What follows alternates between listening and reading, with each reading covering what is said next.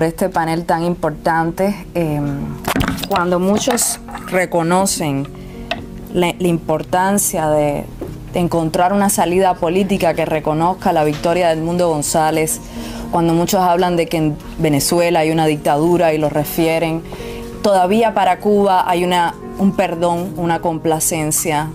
Incluso muchos jefes de Estado, al referirse al tema venezolano, siguen diciendo, bueno, pero no lo mezcles con el tema cubano, porque no queremos que las dos cosas parezcan la misma cuando lo son. Nicolás Maduro no es menos títere de Raúl Castro que lo es Miguel Díaz-Canel.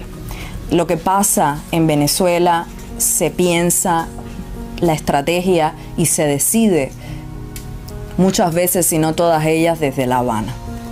Yo quisiera empezar refiriéndome a cómo esto no es una situación puntual y cómo está dentro de la naturaleza del castrismo el ser una dictadura imperialista.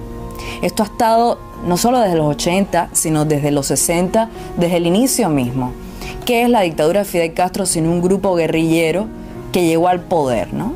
De una manera, por cierto, bastante fácil. Batista se los puso muy fácil, se fue rápido, ¿no? Y en eso también entendieron que había algo que ellos no podían hacer nunca, que era dejar el poder.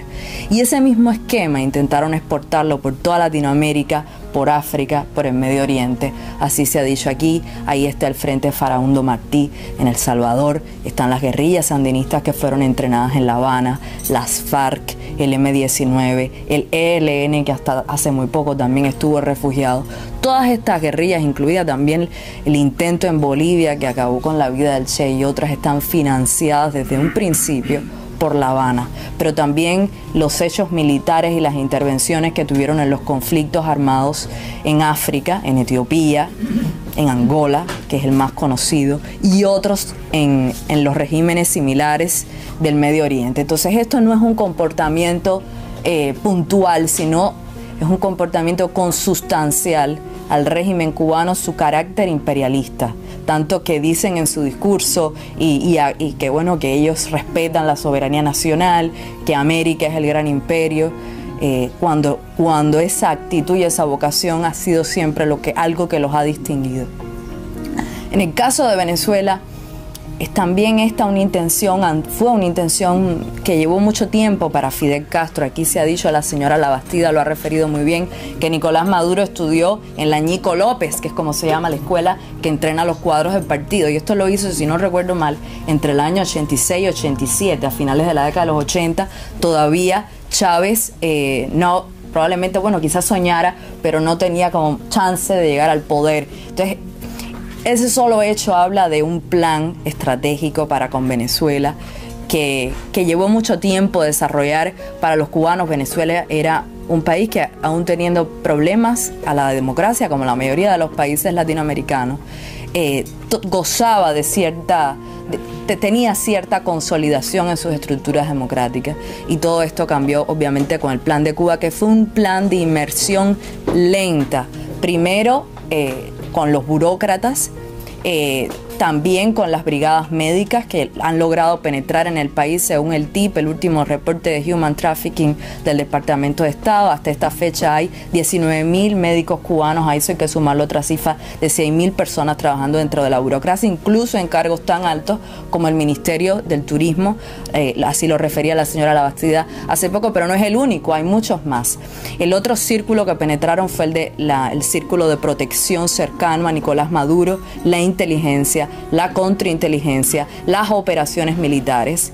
En la Corte Penal Internacional hay un archivo contra Maduro y la cadena de poder por crímenes de lesa humanidad, que incluye una carpeta dedicada a Cuba como partícipe de los delitos de lesa humanidad. Y esto ha sido posible porque en los testimonios que dieron muchos de quienes estuvieron presos en el Helicoide, en Ramo Verde, y que dieron los testimonios de la tortura que sufrieron, decían y referían en muchos casos que sus torturadores eran cubanos. Decían y referían muchos casos que veían dentro de prisiones como Ramo Verde a Ramiro Valdés llegar, ¿no? Y no es el único tampoco. María Corina Machado, a principios de los 2000 creo, en una locución decía que la Oficina de Cooperación y Enlace, que es la oficina que se encarga de muchas de esas operaciones dentro de Venezuela, que sabían, que tenían ya conciencia de que esto estaba pasando y que no solo incluía, digamos, una cooperación como la puede entender la Unión Europea, como la puede entender por el desarrollo o en materias de salud médica o de educación, sino que penetraba a lo militar y penetraba a la inteligencia. Y eso es lo que vemos a día de hoy consolidado y multiplicado, ¿no? El título de esta sesión que tenemos es muy oportuno porque la desesperación que vemos también dentro de La Habana y las decisiones que toman están dadas porque en Cuba saben perfectamente que si la dictadura chavista, la dictadura de Nicolás Maduro cae, es muy probable que caiga también la dictadura de La Habana. Los destinos de ambos regímenes están unidos en su desarrollo, pero muy especialmente en su desenlace. Muchas gracias.